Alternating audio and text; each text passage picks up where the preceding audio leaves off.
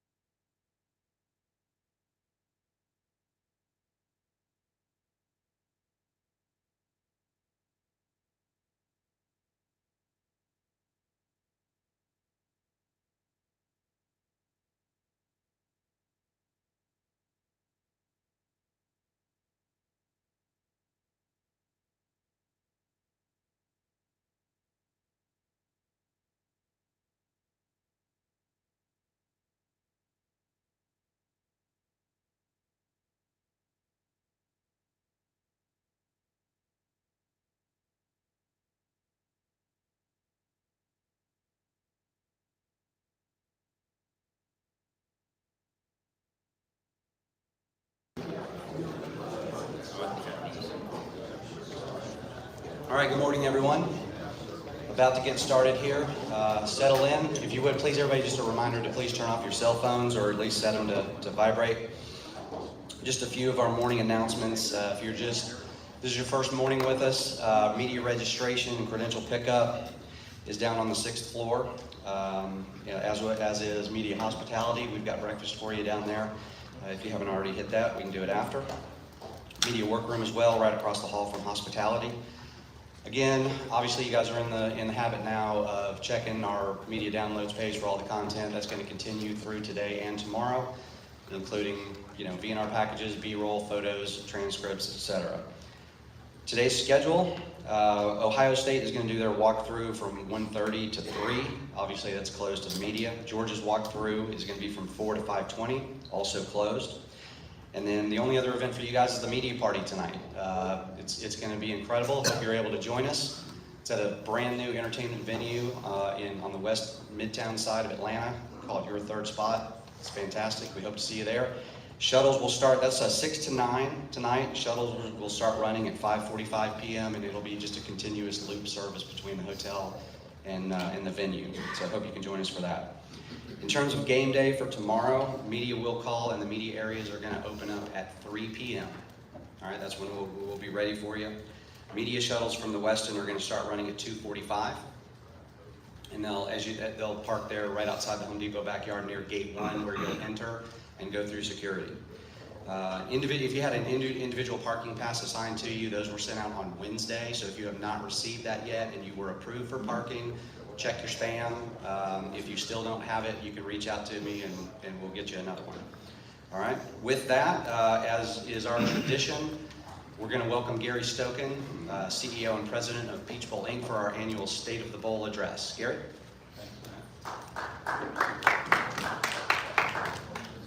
Wow, my parents are in the crowd.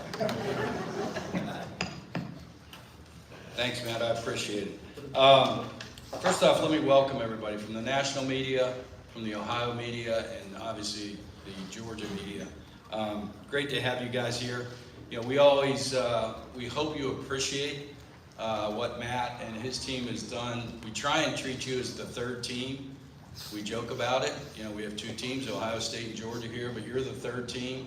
So in every decision we make, we try and keep you on that same level, whether it's hospitality, the facilities we have. I think the Westin's worked out well. This is our first year here. So again, welcome to everybody. Also want to welcome Gene Smith, Ryan Day, Josh Brooks, and Kirby Smart. And compliments to both Josh and to Gene, as well as Ryan and Kirby. The players this year have been outstanding. You can tell why these teams are successful. The character that they exhibit, you know, when you see the kids and you say hello, they look you in the eye. We haven't had any problems this week, so I really want to compliment them.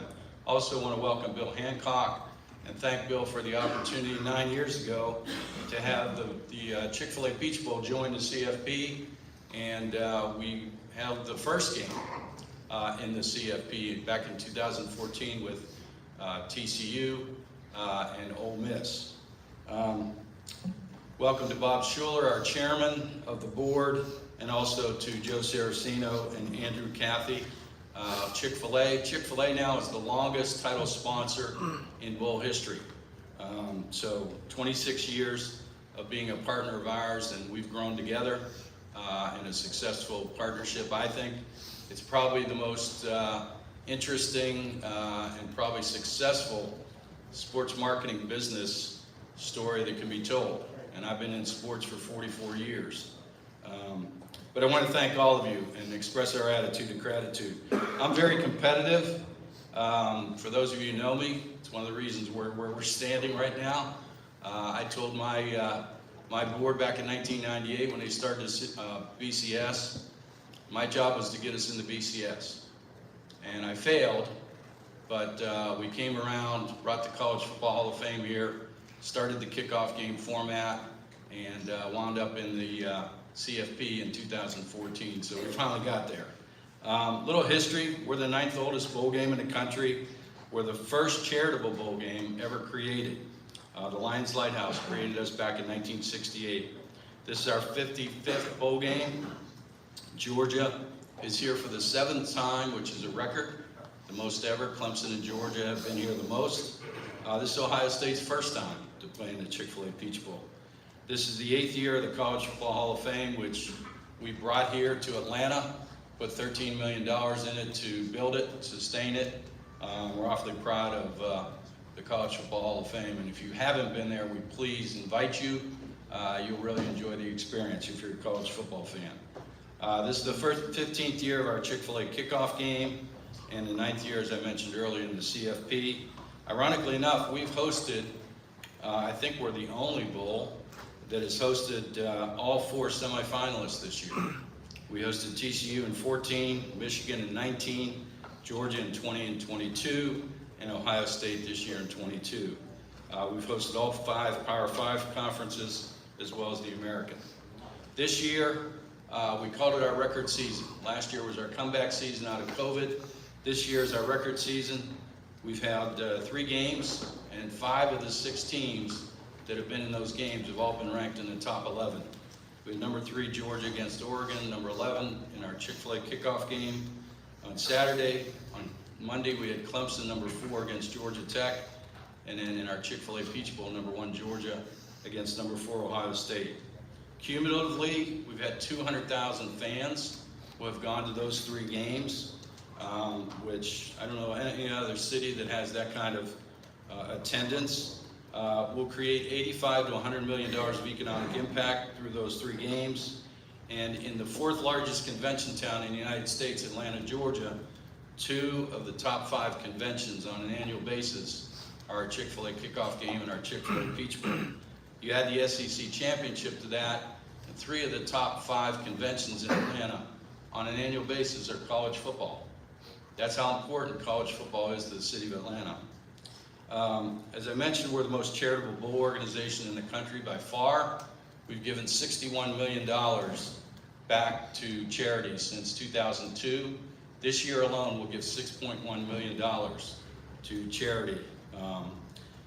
Some of that has gone to children's health care, 22 million of that, to eradicate childhood cancer. We have created the Peach Bowl Legacy Fund, and right now we have 12 trials that are actively taking place with 31 children in those trials to find a cure, find a treatment from everything from neuroblastoma to leukemia, to give the kid another day, give the kid another year, give the kid a lifetime. So that's awfully important to us. Those patients are in 5 different hospitals around the country. By 2025, the plan is to have 100 patients in 10 hospitals involved in that process. And you know, it's difficult when you're talking about childhood cancer. All these trials have to be tested in animals, then tested in adults because of the toxicity levels, and then finally you can test them in children. We also are going to give $100,000 to both Ohio State and to Georgia in an endowed scholarship for playing in this game.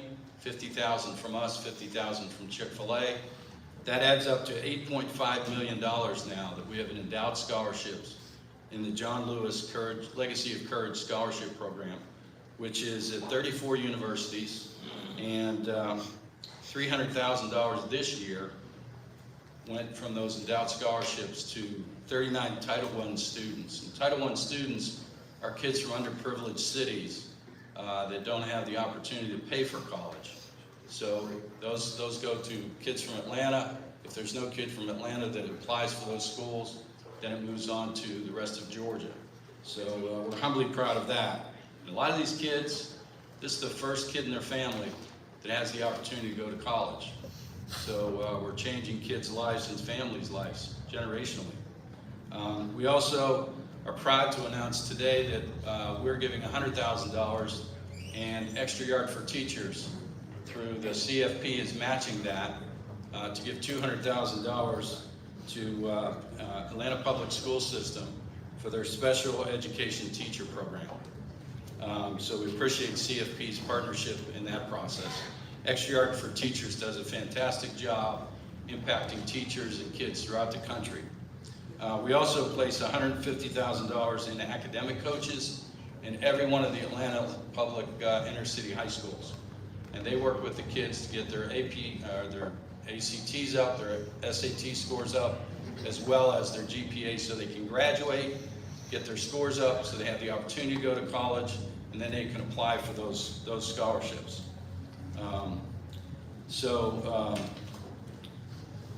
The last thing, we do commit $250,000 to Lions Lighthouse and Lions Club International. They founded us, and we're very happy and humbly proud to give back to them.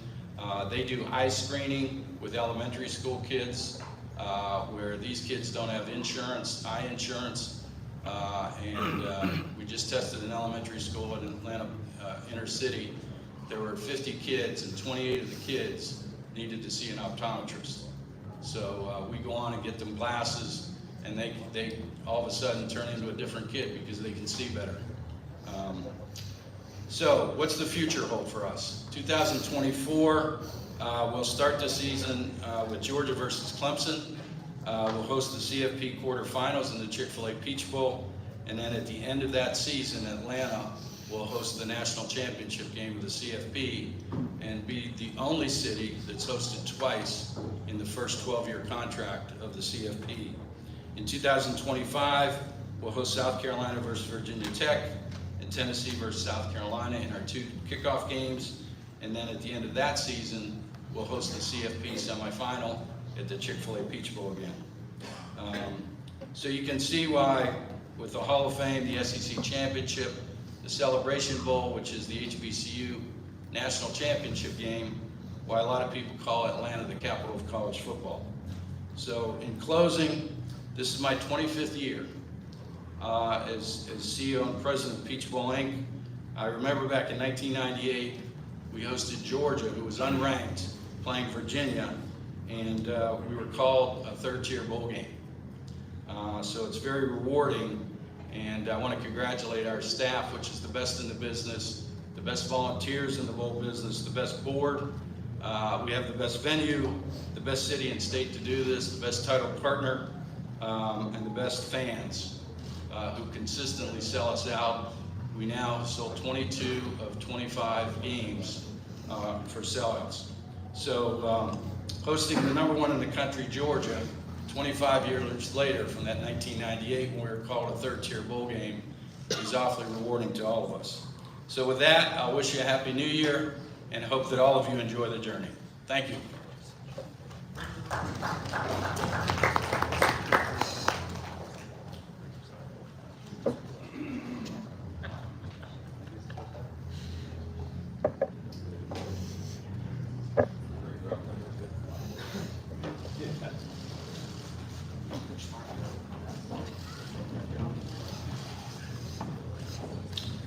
All right, at this time, we're going to welcome our head coaches. Joining us now is Ohio State Buckeyes head coach Ryan Day and Georgia Bulldogs head coach Kirby Smart. We'll start with opening statements with you first, Coach Day, and just give us your overall experience. How has Bowl Week been for you, and maybe how does that compare to other bowl trips you've had in the past?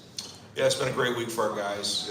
Got down here Christmas night and have had a great week. I think everything here has been very convenient for our players, staying over at the Omni and then just making the quick trip over to Mercedes-Benz Stadium, right around the corner. A lot of times when you're at a bowl trip, you spend a lot of times on buses moving around. Didn't happen this week. We were able to kind of get in and out of places very fast. Our guys have enjoyed their time here in Atlanta, but had a great week of practice and certainly looking forward to this game. Coach Smart, same for your bowl week experience? Yeah, it's a tremendous honor to be in this bowl game. I've been a part of this bowl game multiple times as a player and coach. I think Gary Stoken and his staff do a tremendous job. First class in every phase of it. Our players have enjoyed Atlanta, a lot of them from this area.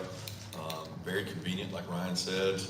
I can remember bowl games where it's 30-minute rides, 20-minute rides from location to location. You never deal with that here. So the efficiency of things has been tremendous. I think the players have enjoyed some of the events they get to go to. I think that's key from an experience standpoint, and get their mind off the game some as well, especially early in the week. We've had a good week of practice and excited and ready to go. All right, thank you, coaches. All right, let's get into some questions. Raise your hand, we'll get you a microphone. Please give us your name and affiliation and to whom you're addressing the question. We'll start right here in the front row on the right. Yeah, Brooks Lawson, Dogs Daily. It goes to both coaches. The term physicality gets brought up a lot when Big Ten and SEC teams play each other. What does that term mean to you, and what does it mean to the success and the winning of this football game? I think physicality is part of this game, and it's a major part of every football game. I mean, when you look across the board, you do studies on these semifinals and final playoff games since the playoffs started.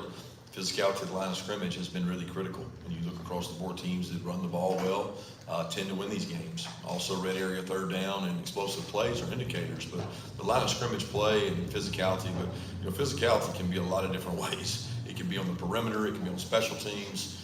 It can be a lot of different venues, ways of looking at it. And I got a lot of respect for both conferences, because when you play in a bowl game, you get to watch the other conference all the way through. You get to see all these teams they play, and you have a lot of respect for the conference that you're playing. They have great physicality in that conference, always have, and we respect that. Yeah, I agree with everything Kirby said. That's the way the game's played. It's the game of football. You have to play physical. And when you're playing in the CFP, certainly it's going to be the most physical game you've played all season. And the SEC is and the Big Ten coming together, like you said, for years, two of the most physical conferences there are out there. So it's everybody on the field. It's like you got the perimeter game out there. You have special teams. You have the game in the trenches. You have to win your one-on-one battles, and that's what this game's all about. It's about running around hitting people. So, that's to be expected in a game like this. Take our third row on the far right. Bill Rubino's Columbus Dispatch for Ryan, kind of related to that, used the term violent a couple times yesterday, which struck me. I get the sense that your team takes that personally, the idea that you feel like you got to prove that physicality, that violence. Can you just kind of address that? Well, again, playing in the CFP, you're going to be playing football at the highest level, and this is going to be an unbelievable environment, and electric atmosphere, and playing in Mercedes-Benz, and again, playing in the CFP, it's going to be that type of atmosphere. Our guys know that and understand that, and that's what you're going to get in a game like this. So, our guys have been practicing that way and preparing that way so that we can play our best football. But we know that that's the type of game it's going to be. All right, next question, halfway back on the right side. Yeah, Austin Ward, Rivals and 97.1 The Fan. Ryan, I know that you don't necessarily consume a lot of Ohio State media, but did you make an exception for Paris's story, and what did you think of it? Paris Johnson is just a tremendous young man, and I did read his letter. I think that's why we get into coaching. I think in today's day and age, there's a lot of things that happen. There's a lot that goes into it, but to spend time recruiting Paris during that, like he said in his letter, Urban started recruiting him, and then I came in and kind of took it over, and then Paris, and his mom went on that whole journey to go, see a lot of different schools, but ended up back at Ohio State. And then to see his growth, what he's done on the field, off the field, his impact at Ohio State has been tremendous. And that's the reason you get into coaching, is to have an impact on young people, and winning just allows you an opportunity to do that more and more. And proud of him, and I thought it was well written. All right, next right here in the front row on the right. Evan Kroll, Dogs Daily. This question goes for both coaches. These two programs have a lot of history, and they are often in the same circles, recruit the same caliber of players, annually in the top 5, but haven't matched up in a while. What does it mean to both of you to finally be able to step in between the lines and have these programs face off against each other? Coach Smart, with you, please. Well, I'm excited for our kids and our opportunity. The two brands of both programs speak for themselves. I think everybody in the country knows the kind of football they've played and we've played here recently, and it's really about them. It's not about us as coaches. It's about the opportunity for the players to go out and play in what's going to be an incredible environment, and that's what you choose to go to Ohio State or Georgia for, is to play in games like this. So I'm excited and happy for them. And I have so much respect for what Kirby's done and what he's built, and winning the national championship last year, and certainly his team's played unbelievable this season. So, when you look at the beginning of the year, you say to yourself, okay, where are we going to see ourselves in December? And this is the exact situation we saw ourselves in, and we knew that Georgia would be right here, and they do an unbelievable job of recruiting and coaching and playing. So, here we are. Next question, all the way back on the left side, please. Yes, Dom Taberry, WBNS TV in Columbus. For both coaches, beginning with you, Coach Day, what concerns you the most with the Georgia defense? On the other side, Coach Smart, what concerns you the most with Ohio State's offense? Yeah, anytime you get to this level of football, you're going to be playing against complete teams, and Georgia's defense is complete. They have really good players in the back end, very, very talented, highly recruited, and been developed at a high level with tremendous scheme. And then when you go into the front, athletic linebacker who can run sideline to sideline in their front is powerful. So, you see the statistics, you see what they've played all year. So they're a complete defense. But, when you get to this level of the CFP, that's what you're going to get. And and that's the biggest challenge. So, we have to execute at a high level. All right, next one was over here. Okay, yeah, there we go, back here. Yeah, Clay Hall, ABC 6, Fox 28, Football Fever in Columbus. To both coaches, could you talk about the standards and expectations of your respective programs and how you've adjusted to the pressure that's involved with that task? Yeah, there's always been pressure, so I don't know that there's an adjustment to pressure. There's just as much pressure from year 1 to year 7. The expectations don't change. We embrace that. The standards that are created through the players that play there. And we've had a really good leadership kind of over the last 6-7 years, and they've created a standard for the younger players to emulate. And that's going on now. I talk every day to our guys about, if you're a freshman or sophomore, find the guy you think works hardest and does it the right way and emulate him, and this success will continue. There's no entitlement, and you work really hard at what you do, but the standard doesn't change. Players change, and each year maybe your identity changes, but the standard doesn't change. Next right here. Ryan, could you speak to that? Yeah, same thing. I mean, the expectations at Ohio State and Georgia are the highest level, and we embrace that. Our players embrace that. That's why you come to Ohio State, is to be in situations like this and playing games like this and go compete for a national championship. So we talk about that in recruiting. We identify those who look to achieve that and want to be elite, and then like Kirby said, in your team, you build that culture of passing down a legacy to the younger guys so that continues, and that's been going on here for a long time at Ohio State. Okay, third row on the right. Mark Weiser, Savannah Herald. Kirby, we saw you and your players doing yoga at the end of practice yesterday. Is that part of your typical game week, and what do you see as the benefit of it? Yeah, we've done that every Thursday the entire season, and we didn't want to change that tradition. The players have embraced it. We've cut practice on Thursday throughout the year to go down on their GPS numbers, and so Caroline Ward, who her husband's one of our physicians, team physicians, she does the yoga, and the players really like it. Makes them feel better, a little more refreshed. So I think it's important from a recovery standpoint. Over here, fourth row on the right.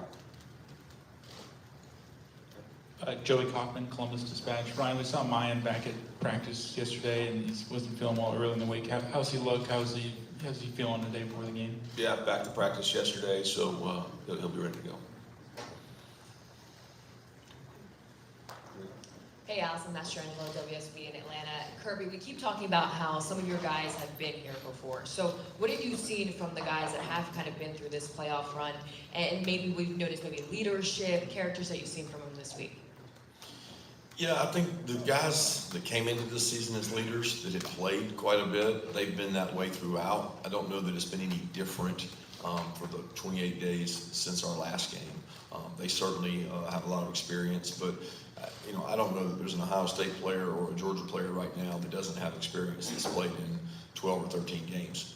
The season is your experience. And coming into this season against Oregon, I would have said we were an inexperienced team, but we have experience now, and so do they. So you draw on those experiences of playing your interconference rivals, and both teams have done that. Third row on the left here.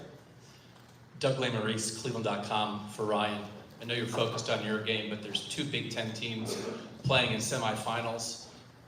That idea, what have you seen from the Big Ten in your time as a head coach in terms of the overall level of play? And what do you think it means for the Big Ten to have both Ohio State and Michigan in semifinals this year? I think it's very important for the conference to have 2 teams in the CFP. I think the level of play in the Big Ten has improved, over my time as the head coach. Week in and week out, you have to bring it. And the challenge is that you play 9 conference games in the Big Ten. So, there's very good coaches, very good players, a very physical conference. And so, you have to be able to sustain throughout November because of the 9 conference games and for for some teams, they play a non-conference. That's really 10 conference games that you play. And with the physicality of the conference, I think it's deserving to have 2 teams in the CFP. All right, next we'll go front row on the right. Yeah, Brooks Lawson with Dogs Daily. It's for both coaches again. You guys are obviously strangers on the field, but you bump heads all the time on the recruiting trail. C.J. Stroud most notably, Coach Van Tweet, Daniel Wilson as of late. What have you learned about your opponent, I guess, on the trail, and maybe something you admire or have taken from them? Coach Smart? It's a tough question. When you're recruiting against someone, you don't take much from them in terms of style of play or anything else. Respect would be the number one thing that I have for people that we recruit against and play against. You mentioned C.J. Stroud. What a tremendous young man. I was so upset in my assistant when I had to fly all the way to California to go out there. I was like, are you sure we're going to have a chance? We went out there, and it wasn't my favorite travel trip when I had to go all the way to Cali, but it was worth it when you got to sit down with that young man and his mom, because he was very impressive, and he returned that trip to come back and see us. And usually when you get him on your campus, that means you have a shot. And I certainly enjoyed getting to know him and the relationship with him because of the young man he is. But as far as what you learn about the other team and other programs through recruiting, I don't think there's a lot there. Coach Day? I would just say I think Kirby and his staff do a great job of working at it. I think when you have such great players in the state of Georgia, the easy thing to do would be just to assume you're going to get those guys. They don't do that. They work really hard at it. They grind at it. They no stones unturned. So when you're recruiting against Georgia, you got to bring it, and they do a great job of that.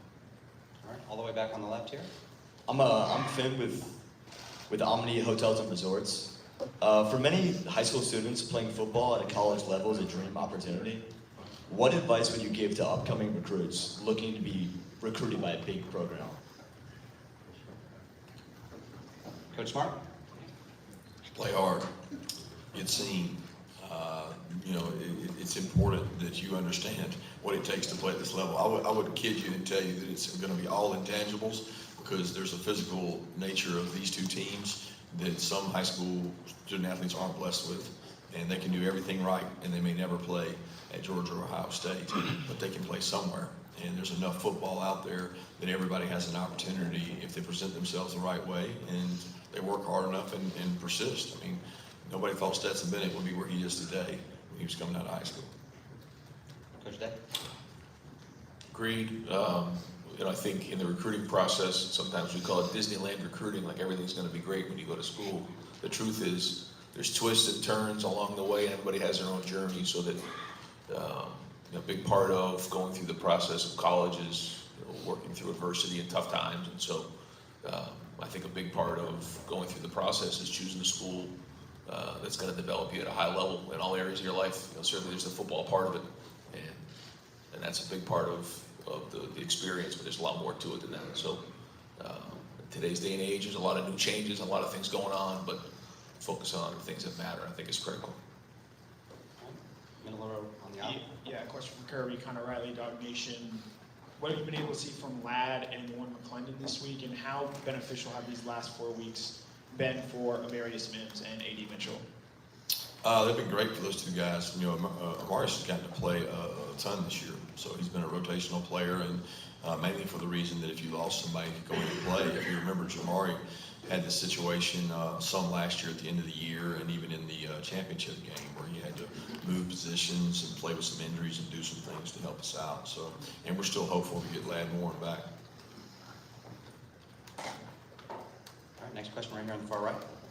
Coach Kirby, Caleb Spinner, Scarlet Gray Sports Radio and Buckeyes Now. You were neck and neck in recruiting C.J. Stroud. What attributes did you see in him, and what does he share with Stetson Bennett? Well, he's a tremendous leader, and I think when you play that position, you better be a leader. And he's very quiet then, very humble, but very talented.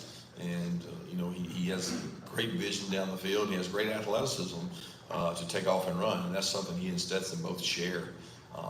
They had 2 different kind of paths. CJ was highly recruited. CJ got to play relatively early in his career, and they both had success. I have a lot of respect for the way that both of them treat their teammates and make it more about their teammates than themselves. All right, midway back on the left, please. Patrick Murphy from 247 Sports. For both coaches, you guys have had to deal with injuries throughout the season, next man up mentality. How does that change when you're at this point playing the college football playoff, when you need guys to step in for those guys who may be out for these games? Yeah, I don't think it changes. When you're into this part of the season, you certainly have a month to get some guys healed up, but that's college football. You can't pick up somebody on waivers. You gotta develop young players and bring them along. And this time has been great because bowl practice is very similar to spring practice, where you can get young players a lot of reps and a lot of good work. So you continually use this time, the spring practice, the preseason, to build your depth so that when you need to fill a guy, or fill a spot, you can do that. And this time of year, there's always those opportunities for players to do that. So it doesn't change. Yeah, I don't think it changes. Okay, on the aisle here on the right. Tim May, Letterman Row. I'd like both you guys to address this. You're both leaders in your profession. You've had teams get to the college football playoffs several times and stuff. What is the fair, you think, remuneration that players should be looking at, maybe down in the future, for playing in these games, sharing in basically the wealth, or whatever you want to call it, a bonus, whatever you want to call it? I would think you were probably both before it. What do you think would be a fair number?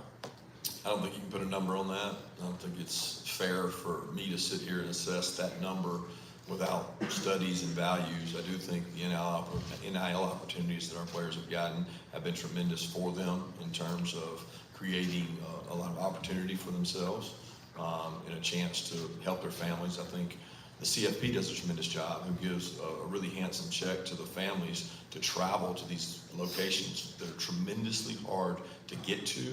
And you're talking about 2-night minimums, and you're talking about New Year's Eve. And those are things that I know when I was a player, the parents weren't afforded. So it's come quite a ways, but to put a number on that, I'd be remiss to try to answer that right now. Coach Day? Yeah, same thing. To try to wrap my mind around how much that is or what that should be. I mean, I do think there should be something for them, for sure. And I do think what they're doing now is great, but I know moving down the road, there should be more. It's just, how can I possibly say a number? Speaking ignorantly. All right, left side on the aisle, please. Allison Mastrangelo, WSB in Atlanta. This is for both coaches. What does the eve of the semifinal game look like for both teams? Besides the walkthroughs, what are you guys doing together to get ready for the game? Coach Day, start with you. We'll keep our routine the same. We've tried to keep this week like a game week and less like a bowl week. So, like you said, we have our walkthroughs, we have our meetings, we have our night together on Friday. We call it Best Fridays in football, and it'll be a long day. Getting ready for this game at 8 o'clock kickoff. So, we try to do the best we can at keeping the routine the same. And that's meetings, walk through over the stadium, and then we come together for dinner, movies, watch some football, and then get to bed. Yeah, very similar. We keep the same routine. We keep it home and treat it like a road game in terms of we would be arriving today. We want them to have a mindset of they arrive today. That's one of the hardest things psychologically to prepare your team for being in the same place for 6-7 days, sometimes in the same room. So psychologically, we try to do some things to help with that, and then we treat it like we arrived, we go do a walkthrough, we do a movie, and prepare for a big day tomorrow. Over here on the left. Yes, Dom Taberry, WBNS TV. Coach Smart, what is your biggest concern with the Ohio State offense, and is this the best offense your defense will face today? That's hard to answer that in terms of is it the best that we face today, because we haven't faced them. When you look at them on tape, you certainly see the talent. It kind of oozes off the tape, especially a wide out quarterback position, two really good protectors, and they got talented players across the board. A tight end who I have a lot of respect for. I think is one of the best tight ends we faced all year. So they got a guy that can distribute the ball and get it to them.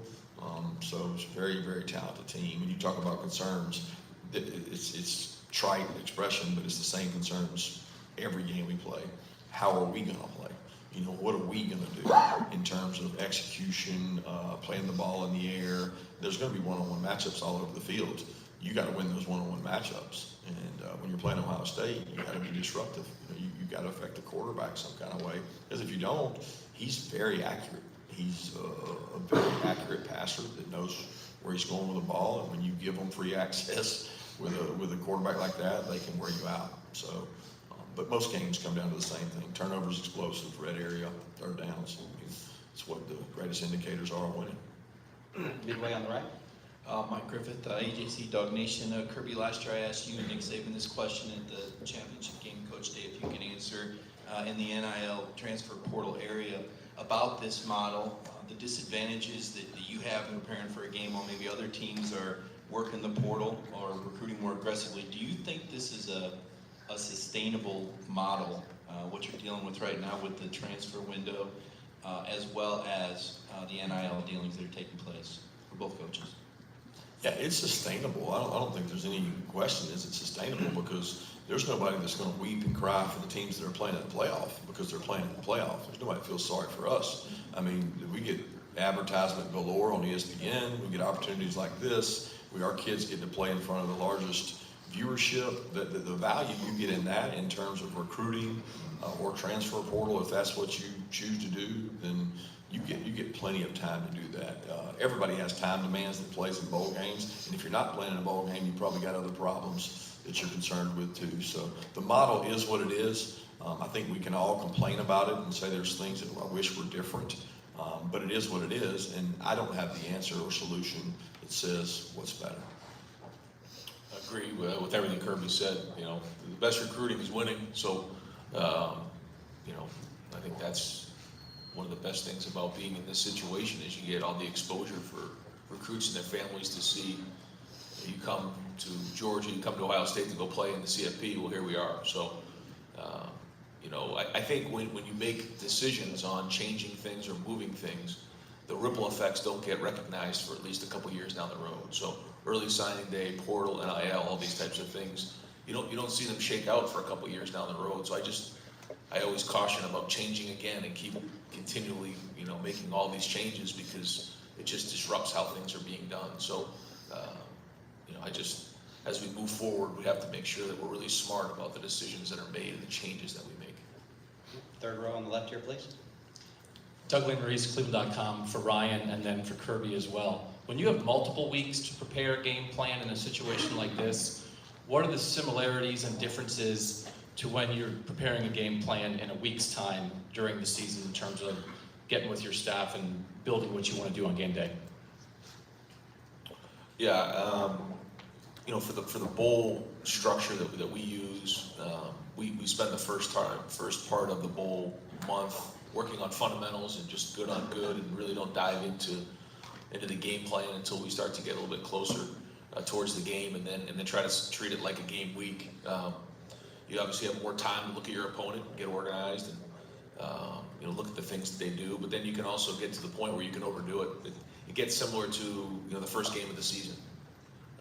But at the end of the day, it's going to come down to fundamentals and who's going to play hard, who's going to execute, at the highest level. But we try not to, start the game planning too early, because then, you start to, get too much involved with the scouts, and you don't get good on good work, because it'll come down to fundamentals. Yeah, very similar, Ryan. A lot of it hinges on where Christmas falls and where your bowl game falls, or your playoff game in that situation, because you're going to have a time there that you'd like to get a little break. I think the psychology of the players after 13 games, 14 weeks, you got to be careful.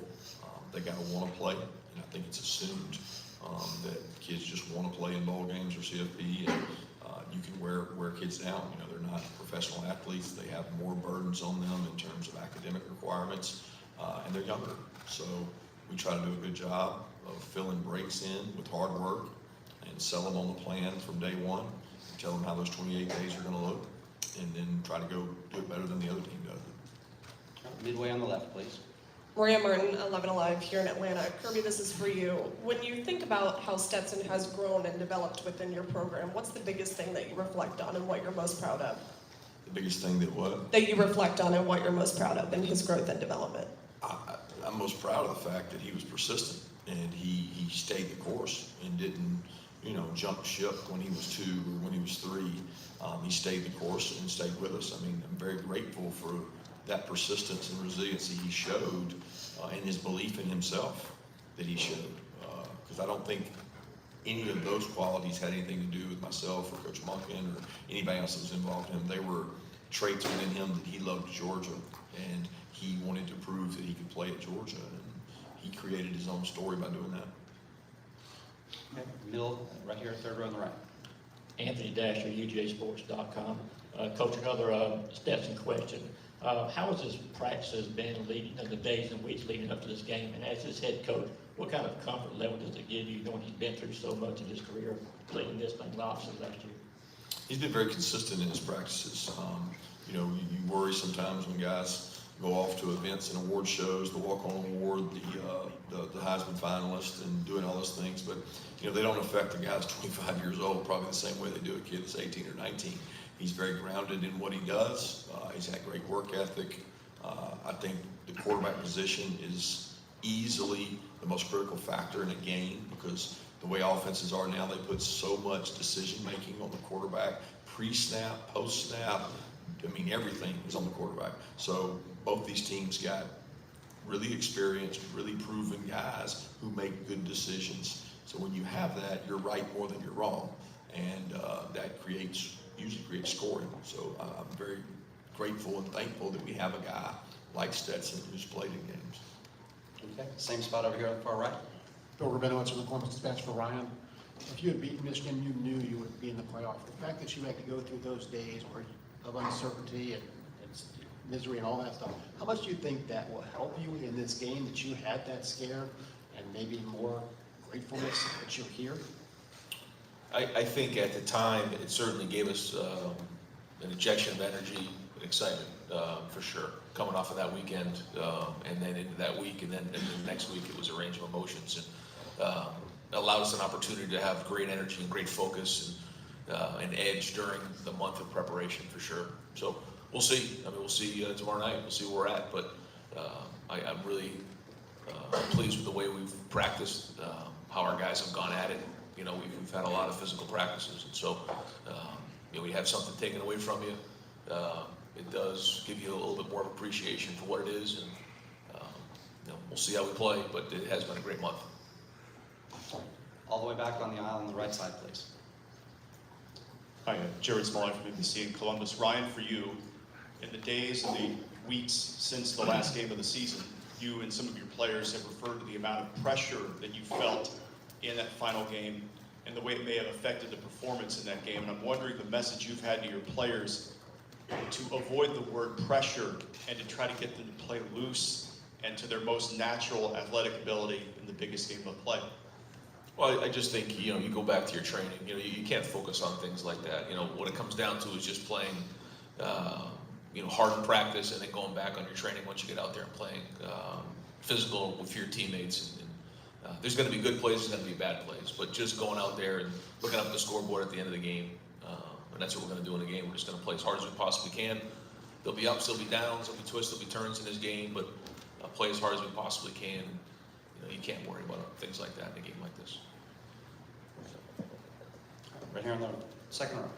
Tyler Danberg, Scarlet and Gray Sports Radio. Coach Day, how has practicing at Mercedes-Benz Stadium this week allowed you and your team to get accustomed to the venue? Well, it's a great stadium. It's a great venue, beautiful stadium.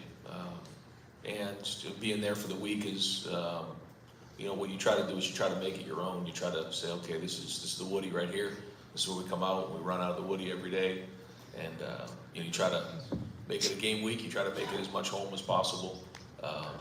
I just think, you practice it indoors for the whole month, and then you go there just throwing and catching, the punts, things like that, the contrast against the ceiling. So it takes a couple of days, but other than that, it'll be a lot different with a packed house tomorrow night. Okay, we've got time for a few more. We're going to go next right here on the far right. Caleb Spinner, Buckeyes Now, Scarlet and Gray Sports Radio. To both coaches, this could be your final appeal to recruits in terms of what your guys are able to do on the field. What are you looking to send them in terms of a message of why they should come to your school? Coach Smart, start with you, please. I don't really think of it as a recruiting appeal. I think of it as a service to the kids who are with us.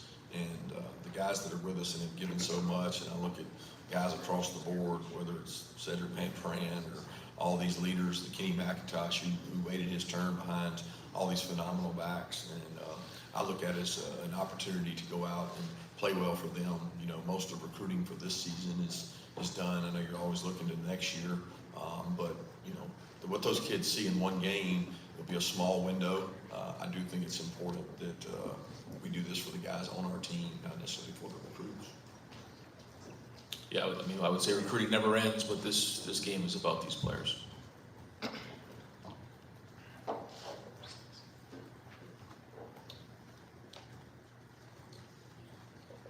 One more.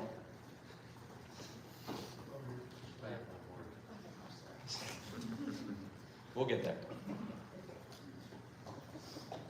Ryan, Nathan Baird from Cleveland.com. For Ryan, just you talked about that, you know, ending the season the way you did, getting to now. Anything that you learned about this team through that process, or any individuals that sort of revealed themselves as being different, or having, you know, a new leadership qualities that helped you push to this point? Well, I think you know who the leaders are, and you know who the guys are that we turn to, and I think those guys have done a great job. They've had a voice. I won't point one or two guys out because we got a great group of guys, and again, at this point, there's not much more to talk about. We've had a great month. The guys have done a really good job, and so now it's time to go play the game. All right, time for maybe one or two more. Where are we going next? Next question? All right, we're going on the far left on the aisle. Rob Mickle, Big Ten Network. Coach Smart, when you look at the Ohio State wide receivers, what do you see from Marvin Harrison Jr. in the talent and the depth of that group? Elite ball skills, playmaking ability. Those guys grew up under a system of wideouts that were just tremendous. And you look at it and say, if I get to play behind some of the guys they've had, you know the training they've had, you know who they've been able to watch. And across the board, they've got size, physicality, ball skills, vertical speed, all the qualities you want in wideouts. They recruit wideouts at a high level, and you see why when you see the guys they're playing with now. All right, we'll take our final question midway back on the right, please. Yep. Bill Joe, Chief Sporting News, is for Kirby. After you guys won the national championship last year, did you reach out to any other coaches, maybe even in different sports, who had won a championship, and then ask them their approach to the following season, like if, how they approached it, that type of thing? No, we have a couple in-house sports psychologists that we talked about how the mighty fall, and some business structures, the blockbuster model, and some different models where ego got the best of organizations in the business world, the corporate world, but didn't reach out to many coaches. I had experiences at Alabama, and I knew the kind of year it would be. It's always a little tougher to bring everybody back to home base. It was much easier for us this year because we had so many players leave, and we had a hungrier young team. All right, gentlemen, we'll wrap it up there. We will do a quick photo opportunity. If you guys could just stand up here behind the trophy, Gary.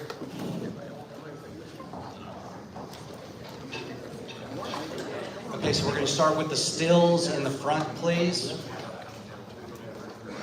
All right, guys in the front, if you could get